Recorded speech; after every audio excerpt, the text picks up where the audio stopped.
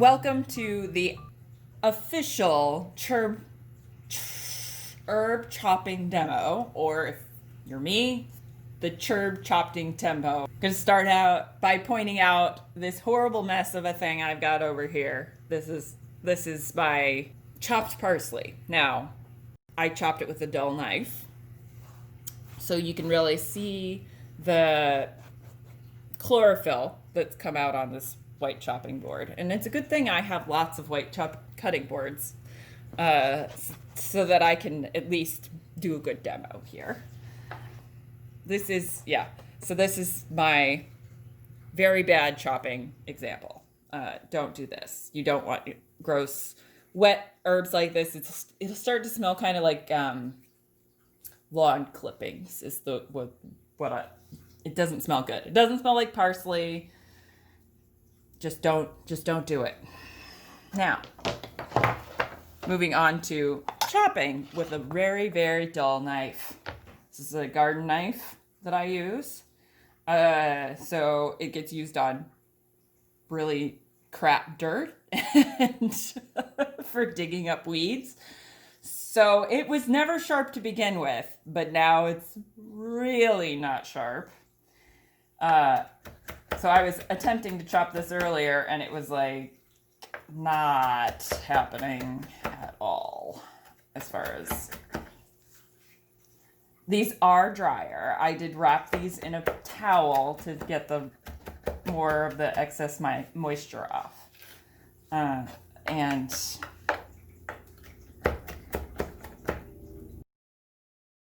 I soak everything in ice water first. And I usually use my salad spinner because you can put your herbs in the basket here like this. So then when you're done soaking, pull them out, take the water, dump it on your plants, then spin. It's very easy. So yeah, I always like to soak my herbs in ice water just to help keep them fresh. I have a smaller salad spinner that I typically use for my herbs, and they just stay. I leave them in there. They stay really fresh. Keeps them pretty well hydrated without having to keep them in like water.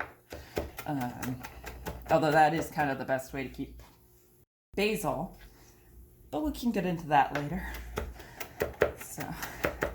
So this is my very bad knife. This is taking forever. I've already been working on this for about 5 minutes, and I've only got it to this stage. So dull knives, don't do it. No dull knives, no wet herbs. You want your nice dry herbs. These were wrapped in a towel. They were spun in the salad spinner, then wrapped in a towel for about an hour to really get as much of the moisture out as possible. And this should go a lot faster. And I just sharpened this knife on my diamond steel, so it's gonna be a lot better.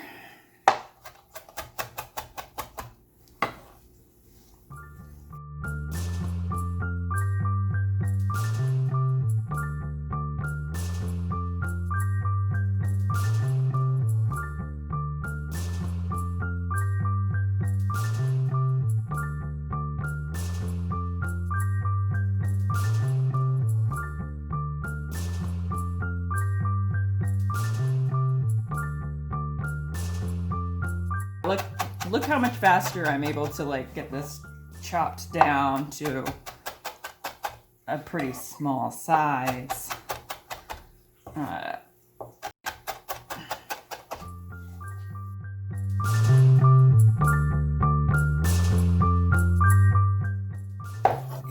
Still, my knife could be a little bit sharper because you can see there's a little bit of chlorophyll coming out on the cutting board, but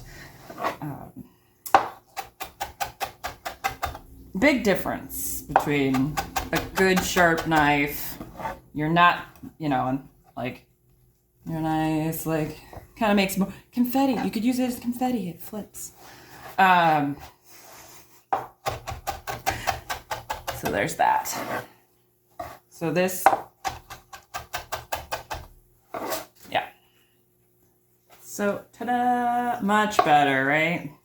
Yeah, just unfortunately, I wish I had my really shitty basil from the first time I did this to show you, but like, so you can kind of see this is no, not, you know, no confetti here. Sticks together. You know, depending on your application, this is probably fine, but if you're taking your herbs up a notch, this is really where it's at. You want it to be a little pretty dry. It sprinkles, you know. I'm just making a huge fucking mess. Yes, yeah. So if you're garnishing, this is where you want it. Just gonna, yeah. Why did I do that? I'm gonna have to clean that up later. I'm sort of hoping the bunnies will come and clean the kitchen. Bunnies! Yes. Come on, bunnies. I hope you've all enjoyed our herb chopping demo for today. So, hi, Gluttony Tips.